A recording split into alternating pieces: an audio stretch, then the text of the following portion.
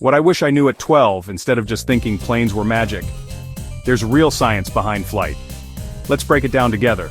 So here's the secret. It all comes down to four forces: lift, weight, thrust, and drag. Lift is what pushes the plane up, and it happens because of the wing's special shape. As the plane speeds forward, air moves faster over the top of the wing and slower underneath, creating lift. Weight is just gravity pulling the plane down. Thrust is the power from the engines that pushes the plane forward, and drag is air pushing back against it. When lift beats weight, the plane rises. When thrust beats drag, the plane zooms ahead.